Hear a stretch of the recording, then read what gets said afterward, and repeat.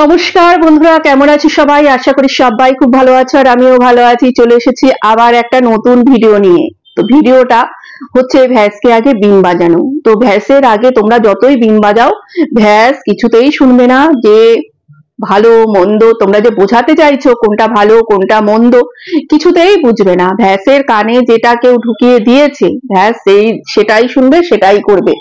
ভ্যাসের তো বোঝার বুদ্ধি নেই যে কি ভালো কি খারাপ। ভ্যাসকে একবার চাবি দিয়ে দিয়েছে, আর ভ্যাসকে মানে ভ্যাসের চারিদিকে যারা আছে ভ্যাস তাদের কথাই শুনছে। এবার অন্যদিকে যারা আছে তারা যদি ভ্যাসকে বলছে যে ভ্যাস এটা করিস না, এটা তোর পক্ষে তোর পরিবারের পক্ষে ক্ষতিকারক, তো ভ্যাস সেটাকে শুনবে না। তো এইরকমই হয়েছে। কেননা এই যে বাচ্চাটির বাবা এমন একটা ঘটনা সঙ্গে দেখতে পাচ্ছি যে তার সঙ্গে কোনো একটা মহিলা আছে, মানে আছে, এটা তাদের দিকের লোকই বলেছে। কেননা অনেকদিন আগে তাদের দিকেরই একজন এরকম বলে গেছিল এইরকম একটি মেয়ের সঙ্গে এই ছেলেটির মানে বিয়ে হয়ে গেছে, এইরকম ধরনের কিছু বলেছিল। তা সে হচ্ছে বিয়ে হয়েছে বা বিয়ে হবে এরকম ধরনের কিছু একটা বলেছিল। সুন্দর দেখতে, চোখগুলো বড় বড়, গায়ে মানে চুলটা হচ্ছে একদম গোল্ডেন কালার, মানে খুব সুন্দর এরকম আর কি বলেছিল। টাইটেলটা বলেছিল, নামটা কিছুটা হেন্স দিয়েছিল। তো সেই দেখে শুনে সবাই তো ইন্টারেস্ট গ্রো করেছিল যে কার সঙ্গে চলো, যেহেতু সে চর্চায় আছে আর যেহেতু ওদের দিক থেকে এইরকম একটা হিন্স পেয়েছিল, তখন সবার মনে একটা ইচ্ছে জাগলো, তো চলো দেখি কার সঙ্গে। তো তেমনই খুঁজতে খুঁজতে সবাই সেই ব্যক্তিকে পেয়েও গেছে, মানে সেই মহিলাটিকে পেয়ে গেছে। মানে মেয়ে না, সে কিন্তু মহিলা। কেননা তার অলরেডি আগে একবার বিয়ে হয়েছে এবং একটি 17-18 বছরের একটি বড় মেয়েও আছে, এবং সে আবার 8 বছরের কারোর সঙ্গে রিলেশনও আছে। ওই মনু নামে কারো একজনের সঙ্গে রিলেশন আছে।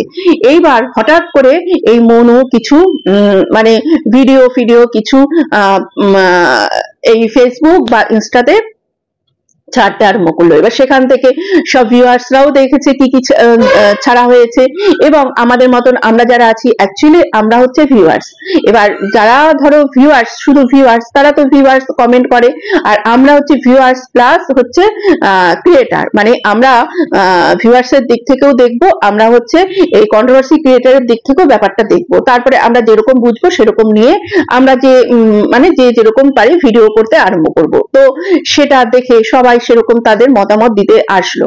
এইবার এই যে বাচ্চাটির বাবার বিরুদ্ধে, মানে তার এগেনস্টে যারা ভিডিও করে, এবার এগেনস্টে যারা ভিডিও করে আমার মনে হয় তাদের ভিডিও থেকে অনেক কিছু শেখার আছে। মানে যে কোনো ক্রিয়েটারই হোক, সেই ক্রিয়েটারের এগেনস্টে যারা ভিডিও করে, সেই এগেনস্টের ভিডিওর দেখে সেই ক্রিয়েটার কিন্তু নিজেকে অনেকটা পরিমাণ ঠিক করে নিতে পারে। কেননা যারা শুধুই ভালোবাসার মানুষ হয়, তারা কিন্তু সেই ব্যক্তির সবসময় ভালোটাই দেখবে আর ভালোটাই তুলে ধরবে। মানে খারাপ জিনিসটা যদি থাকেও, সেই ব্যক্তি সেটা কিন্তু তুলে ধরবে না সবার সামনে। আর খারাপটা যতক্ষণ তুলে ধরা না হবে ততক্ষণ কিন্তু সে নিজেকে রেকটিফাই করতে পারবে না। তো তার জন্য আমার মনে হয় যারা নেগেটিভ দিক থেকে কন্ট্রোভার্সি ক্রিয়েটার নেগেটিভ ভিডিও করে, তাদের ভিডিও আমার মনে হয় এইসব ব্লগারদের দেখা উচিত, এবং তাদের চোখ থেকে যেসব জিনিসগুলো দেখে তাদের ভিডিওর মাধ্যমে যেটা ফুটে ওঠে, সেটার থেকে তারা নিজেদেরকে অনেকটাই রেকটিফাই করতে পারে। তো তেমনই হয়েছে এই ঘটনাটা ঘটার পরে। এক কন্ট্রোভার্সি ক্রিয়েটার প্রথম ভিডিও করেছে, আর প্রথম ভিডিওতে যে রিয়াকশন দিয়েছে, সত্যি কথা বলতে সেই সেম রিয়াকশন আমারও হয়েছিল ওই ভিডিওগুলো দেখার পরে। ইস, শেষে কে পছন্দ হলো, কে নিয়ে আসবে বাচ্চাটির মা হিসেবে, এই রকমই একটি ব্যাপার আমার মধ্যেও হয়েছিল। কেননা আমার কথা এইরকম যদি হবে, তাহলে নিজের বউই কেন না। আর সত্যি কথা বলতে, তার সঙ্গে যখন এইরকমটা নিজের বউয়ের সঙ্গে যখন গন্ডগোলটা হয়েছিল, তো পুরুষের সঙ্গে মানে যে একটা ক্লোজ ব্যাপার, ইন্টিমেট বা ইন্টিমেসি ব্যাপার সেটা তো হয়নি, শুধু ওই চ্যাটিং এই ধরনের ব্যাপারটার মধ্যে হয়েছিল। তো সেই চ্যাটিং থেকে কিন্তু তাকে বের করে নিয়ে আসা যেত, একটু বুদ্ধি খরচ করলে সেই ব্যাপারটা সমাধান কিন্তু হয়ে যেত। এবার তুমি যদি এইটাকেই করবে, এই যে মানে স্বামী সন্তান ছেড়ে আসা এবং 8 বছরের কারোর সঙ্গে রিলেশনে থাকা এবং শুনেছি তার সঙ্গে আরো 3টে মানে অ্যাভয়েড করা, এইরকম ব্যক্তিকেই যদি তুমি করবে তাহলে নিজেরটাকেই কেন না। হ্যাঁ, মানে সত্যি কথা বলতে যদি আসে আর তোমাদের মেন্টালিটির সঙ্গে একদমই খাপ খাবে না, একদমই। প্রথমটা যেটা হয়েছে তার থেকে আরো বাজে জিনিস একটা হতে চলেছে যদি এই আসে।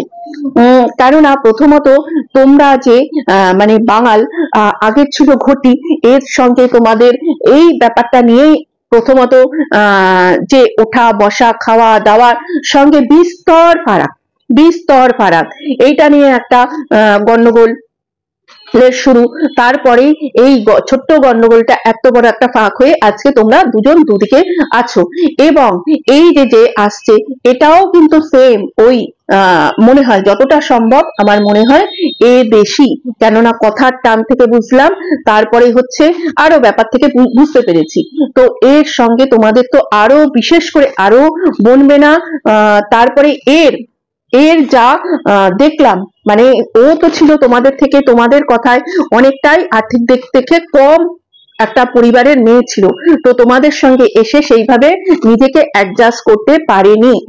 তো হচ্ছে আরো ওর থেকেও আরো, ওর বাবা তো তবুও একটা সরকারি চাকরি করতো, একটা পরিবারের মধ্যে তারা আছে, কিন্তু এ তো মানে আরো একদম গায়া গুজরা। তো তোমাদের এখানে এসে একদমই পারবে না অ্যাডজাস্ট করতে, তোমরাও এর সঙ্গে পারবে না। এবার হচ্ছে পরবর্তীকালে এর সঙ্গে তোমার যখন একটা ঝামেলার সৃষ্টি হবে, মানে বিবাহের পরে তোমার সঙ্গে একটা ঝামেলার সৃষ্টি হবে, তখন যে একটা মোটা অঙ্ক তোমার থেকে যাবে এটা কিন্তু একদম নিশ্চিত। তো ভবিষ্যতের কথা চিন্তা করে মানুষের কিন্তু এগোতে হয়। মানে আমি যা পেলাম সেটাকেই, তার পেছনেই আমাকে ছুটতে হবে। মানে এই খাবারটা পচা না ভালো না কি, এটা খেলে আমার পেট খারাপ হবে না কি হবে, মানে আমার খিদে পেয়েছে মানে সেই খাবারটা আমাকে হামলে করে খেতে হবে, এমন কিন্তু কোনো কথা নেই। মানে আমি ভেবে পাই না এতটা কি করে হতে পারে, এতটা গায়া গুজরা, এতটা নিচের দিকে নজর কি করে হতে পারে, আমি ভেবে পাই না। যেই দিদি প্রথম এনেছিল একে মার্কেটে, যে এইরকম একটি মেয়ের সঙ্গে তার এরকম বিয়ে হয়েছে না হবে এরকম কিছু একটা বলেছিল, সে একটা কথা বলেছিল যে যেহেতু এর এরকম একটা ব্যাপার চলছে, ডিভোর্স হবে পরবর্তীকালে, তো কোনো ফ্রেশ মেয়ে পাবে না। তো সত্যি কথা, ফ্রেশ মেয়ে পাবে না আশাও করা উচিত না, কিন্তু তা বলে মানে ও কি ওই বাচ্চাটাকে ঠিকঠাক পরবরিশ করতে পারবে, মানে বাচ্চাটাকে সেই শিক্ষাটা দিতে পারবে, এটা আমি মানে ভেবে পাই না। এমন অনেকে আছে যারা সত্যিকারের শ্বশুর বাড়ি থেকে নির্যাতিত হয়ে তারা ডিভোর্স হয়ে আছে, এবং এমন অনেকে আছে যারা বিয়ের পরে হয়তো কয়েকদিন ঘর করেছে, ডিভোর্স হয়ে বাড়িতে আছে, একটা ভালো পরিবারের মেয়ে বা উইডো, এরকম অনেকে আছে, তাদেরকে তো চুপ করা যেত, কিন্তু তা না করে মডার্ন দেখেছে, মডার্ন চুল কালার করা, মানে এই মেয়ে আসলে ওই উঠোন ঝাড় দেবে তো, ভোরবেলায় উঠে উঠোন ঝাড় দেবে তো, বাসন মাজবে তো, মানে এই চিন্তাগুলো তো একবার করতে হতো, নাকি আমি যা পেয়েছি সেটাকেই হামলে করে খাবো। তারপরে আবার কি বলা হলো না, আমি যদি দেখি কাউকে রাস্তা থেকে সাইকেল করে যাচ্ছে, সে পড়ে গেছে, তাকে কি আমি তুলবো না, তাকে কি আমি দেখবো না, হ্যাঁ তোলো, তুমি ফার্স্ট এড করো, ফার্স্ট এড করে তুমি তোমার বাড়িতেই নিয়ে আসো। মানে যখন আমার বাড়ির লোকটা পড়ে গিয়ে আহত হলো, তার নার্সিংহোমে ভর্তির দরকার, সেটা আমি করলাম না।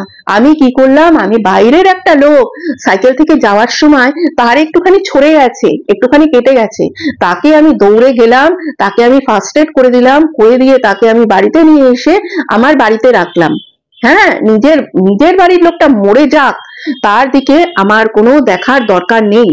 নিজের যে বউ ছিল তার হাতে কখনো তো একটা মানে হাত খরচ বলতে যেটা সেটা দাওনি। তারপরে হচ্ছে নিজের বউ কেন, নিজের বাড়ির যে মা বাবা তাদেরও তো হাত খরচ বলতে কখনো দেখিনি। কেন বলছি, এইটাও ভিডিও থেকেই বলছি। একবার গত বছর একবার ওদের ওখানে যে মেলা হয়, যে মেলায় খিচুড়ি খাওয়ানো হয়, সেখানে বাচ্চাটাকে নিয়ে মানে দাদু ঠাকুমা যাচ্ছিল টোটো করে যাচ্ছিল। সেখানে ওই ঠাকুমা তখন টাকা চেয়েছিল। কিসের জন্য? না, টোটো ভাড়া। তখন বলো টোটো ভাড়ার টাকাও দিতে হবে, মানে বয়স্ক মানুষটার কাছে একটা টাকাও নেই যে 10-20 টাকা যে টোটো ভাড়া, সেই ভাড়াটাও তাদের কাছে থাকে না। সমস্তটাই এই যে মানে বাড়ির যে এই যে মানে বাদশা, এই বাদশার হাতেই সবকিছু থাকে। সমস্ত বাড়িতে যে যতটুকুই ইনকাম করুক না কেন, তার বাড়ির যে মহিলা তার হাতে অন্তত কিছু দিয়ে রাখে যে এইটা দিলাম, এইটা দিয়ে তুমি ঘর সংসার চালাও আর তুমি তোমার টুকটাক খরচ চালাও। এই যে বাচ্চাটি আছে, বাচ্চাটি হয়তো কখনো বলে আমি এই লজেস খাবো, আমি এই বিস্কুট খাবো, আমি এই কেক খাবো, তো সেটা হয়তো কখনো বায়না করে। তো বায়না করলে সেটা ওই হাত পেতে তার ছেলের কাছে চাইতে হয় যে এটা খাবে, চিপস খাবে, কুরকুরে খাবে, এটা খাবে, টাকাটা দাও। তখন চাইতে হবে। মানে কি বলবে, এর জন্য বাবা মায়ের কিন্তু একটু চিন্তা করা উচিত। সমস্ত কিছুই অনেক আগে কিন্তু ছেলে মেয়ের হাতে তুলে দিতে নেই, ছেলে মেয়েকে সমস্ত সম্পত্তিটা লিখে দিতে নেই। নিজেদের বয়স হওয়া পর্যন্ত সেটা কিন্তু নিজেদের কাছেই রাখতে হয়। সেই সম্পত্তির লোভে অন্তত ছেলেমেয়েরা বাবা মাকে এইরকম ভাবে একা ছেড়ে দেয় না। মানে মহিলাটি সমস্ত ঘরের কাজ করছে, কাজ করতে করতে সে তার মধ্যে একটা বিতৃষ্ণা এসে গেছে, তার মধ্যে একটা মানে বিরক্তি ভাব এসে গেছে। তবুও তার জন্য একটা কাজের লোক আজ পর্যন্ত জোগাড় হলো না। কিন্তু নিজের জন্য ওই কোথায় শুনেছিলাম জানি, কোনো বাচ্চার জন্য একটা পিয়ে আমি 15,000 টাকা দিয়ে রাখতে পারবো, শুনেছি, শোনা কথা। তো কিন্তু ঘরের যে বউটি ছিল তার জন্য আমি 2,000 টাকাও হাত খরচা দেওয়ার আমার ক্ষমতা নেই। তার জন্য 2,000 টাকা হাত খরচা দেওয়ার আমার ক্ষমতা নেই, কিন্তু আমি বাইরের লোকের জন্য 15,000 টাকা খরচা করতে পারবো। তা ওই যে মানে বাইরে সাইকেল নিয়ে পড়ে গেলে, একটু ছড়ে গেলেও তার জন্য ফার্স্ট এড নিয়ে দৌড়ে ঘরের মধ্যে এনে তাকে রাখা হয়। কিন্তু নিজের বাড়ির লোকটা মানে অজ্ঞান হয়ে উল্টে পড়ে গেলেও তার জন্য একটা নার্সিংহোম জোটে না। এর অবস্থা হয়েছে তাই। মানে কত আর কত। হ্যাঁ, তোমার যে ইউটিউব চ্যানেলটা ছিল সেটা একটা ভিলেজ লাইফস্টাইল। তোমার এই চ্যানেলে এখন আর সেই আগের যে ভিলেজ লাইফস্টাইল সেটা আর দেখা যায়? একদম দেখা যায় না। তোমার চোখে মুখে কথাবার্তায় এখন প্রচন্ড পরিমাণে ঔদ্ধত্য বেড়েছে, প্রচন্ড পরিমাণে অহংকার বেড়েছে। মানুষ কিন্তু এইগুলো পুরো লক্ষ্য করে, মানুষ পুরো ভিউয়ার্সরা এইগুলো লক্ষ্য করে। আস্তে আস্তে ভালো হবে না, অনেকটাই খারাপ হয়েছে, আরো কিন্তু খারাপ হতে বাধ্য।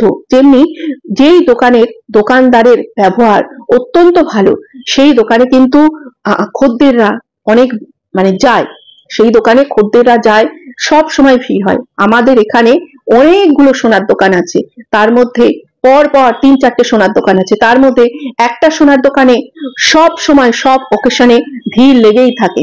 এখনো যদি দেখি তার বাইরে চটিতে চটিতে ভর্তি, মানে এত লোক। বাকিগুলোতে তেমন একটা ভিড় হয় না। কি কারণে? কি কারণে? ওই দোকানের লোকটির ব্যবহার অত্যন্ত ভালো, যে মালিক তার ব্যবহার অত্যন্ত ভালো। তো তেমনি এই যে যখনই তোমার মধ্যে বা তোমাদের মতন মানুষের মধ্যে অহংকার ঔদ্ধত্যটা আসবে না, সে যে কোনো কারণেই আসুক, মানে পেছনে যেই ছাতার মাধ্যমেই সেই অহংকারটা তোমাদের মতন মানুষের মধ্যে আসুক, আস্তে আস্তে দেখবে লোক তোমাদের থেকে সরে যাচ্ছে। সবাই আস্তে আস্তে বুঝতে পারবে যে কি কি কিসে পরিণত হয়েছো, কি ছিলে আর কিসে পরিণত হয়েছো। সত্যি কথা বলার সাহস নেই, সত্যিটা তুলে ধরার সাহস নেই। নিজেকে বাঁচানোর জন্য অন্যকে দোষী করা, অন্যকে ছোট করা, অন্যকে বিপদে ফেলা। যে তোমাকে বলেছিল ওই ব্যাপারটা নিয়ে যে এটা তোমার জন্য ভালো হবে না, সে কিন্তু সত্যিই বলেছিল। তার ভিডিওটা ভালো করে দেখো, সে যে প্রথম ভিডিওটা নামিয়েছিল এই ব্যাপারটা নিয়ে, এই মহিলা সংক্রান্ত ব্যাপারটা নিয়ে, সে মানে তোমার খারাপ যে ভিডিওটা বানায়নি, অত্যন্ত ভালো একটা ভিডিও নামিয়েছিল। কিন্তু সেই জিনিসটাকে এমন ভাবে প্রেজেন্ট করলে তুমি হচ্ছ ধোয়া তুলসী পাতা। তুমি ধোয়া তুলসী পাতা, তুমি কিছুই করনি, কিছুই না। তার যে বয়ফ্রেন্ড 8 বছর ধরে আছে, সে তো জানবে যে এই মহিলাটি কিরকম, তো তার জন্যই হয়তো তোমাকে সে কিছু বলেছিল, কিন্তু তাকেও তুমি ভুল প্রমাণিত করলে। সবসময় এটা ভাববে যে 8 বছর যার সঙ্গে থেকে বিট্রে করেছে তোমার কাছে এসেছে, কেননা তোমার ইনকাম তার থেকে বেশি, তার মানে এতদিন তাকে চুষে খেয়েছে, এখন তোমাকে এসছে চুষে খেতে, চুষে খেয়ে খাবে, ছিবড়া হবে, ফেলে দিয়ে চলে যাবে। কেননা এরা মানে বাসা আগলে রাখার মানুষ না, এরা বাসায় আসবে, ডিম পারবে, সেখান থেকে সবটা নেবে, নিয়ে উড়ে চলে যাবে। এরা এই রকমই মানুষ। এখনো ভালোভাবে বলে গেলাম, ভিডিওটা যদি তোমার পর্যন্ত পৌঁছায় একটু বোঝার চেষ্টা করো। বুঝতে তো পারছি যা জালে জড়িয়েছো সেখান থেকে বেরোনোটা চারটিখানি কথা না, বুঝতে পারছি। এই কারণেই অনেক আগে থেকে বলেছিলাম, জালটা যখন এতটাও মানে কঠিন ছিল না, তার অনেক আগে থেকে বলতে আরম্ভ করেছিলাম যে জালে পড়েছো, জালে পড়েছো। কিন্তু সেই কথাটাই, আমার এই কথাগুলোই অনেকের ভালো লাগেনি, তোমার যারা ভিউয়ার্স তাদের অনেকের ভালো লাগেনি। তারা মনে করেছিল আমি তোমার এগেনস্টে কথা বলছি, আমি তোমার এগেনস্টে কথা বলছি, কিন্তু এখন বুঝতে পারছো, ভালোভাবেই বুঝতে পারছো যে কোন জালে জড়িয়েছো। এই জাল থেকে বেরোনো চারটিখানি কথা না। এমন কিছুই হয়নি, এমন কিছুই হয়নি, নিজের বউটাকে কিন্তু বুঝিয়ে ঠুজিয়ে নিয়ে আসতে পারতে, সংসারটা আবার করতে পারতে, তাহলে এই জিনিসটা হতো না। কি দেখে বড় হচ্ছে বাচ্চাটি, কি দেখে বড় হচ্ছে। তো টাটা। আচ্ছা, আর কে একটা জানি আমাকে বলেছি যে আমি ইনস্টাগ্রামে কাকে একটা ফলো করেছি, তো আমি ফলো করতেই পারি। এই যে এইসব ব্যাপারগুলো হচ্ছে, তার আপডেট নেওয়ার জন্য আমি যদি ফলো করি, তা আমি কি সেখানে মানে কি আমি কি মানে আসামি? আমি কি আসামি? আমার কি হবে গর্দান হবে আমার, না আমার যাবজ্জীবন হবে? ওরে বাবা রে, কে এলেন রে! আমি চোখ দিয়ে বসে আছে, এরকম করে চোখ দিয়ে বসে আছে, আমি কাকে ইনস্টাগ্রামে ফলো করি, আমি কাকে সাবস্ক্রাইব করলাম, আমি কাকে কমেন্ট করলাম, আমার ইচ্ছা ভাই, আমার ইচ্ছা। যথেষ্ট বয়স হয়েছে আমার, কেউ আমাকে এখানে বলে দিতে পারে না যে আমি কাকে ফলো করি না না করি, করব কি না করব। তো আমি কি কাউকে বলে দেবো যে এই তুমি একে ফলো করবে না, তুমি ওকে ফলো করবে, তুমি একে সাবস্ক্রাইব করবে না, তুমি ওকে সাবস্ক্রাইব করবে? তো সে কি আমার কথা মতন চলবে ইউটিউব জগতে? তাহলে আমি কেন চলবো? আমি কেন চলবো? মা গো, কোথা থেকে এলেন রে? আমাকে বলতে এসছে যে আমি তাকে ফলো করি। বেশ করেছি, ফলো করেছি, আরো 1000 বার করবো, যদি আরো কতগুলো আইডি থাকে সেইগুলো দিয়েও করব, কি করার আছে করে নেবে, বুঝেছিস? ফালতু কোথা থেকে যে চলে আসে এগুলো। সুস্থ থেকো বন্ধুরা, টাটা।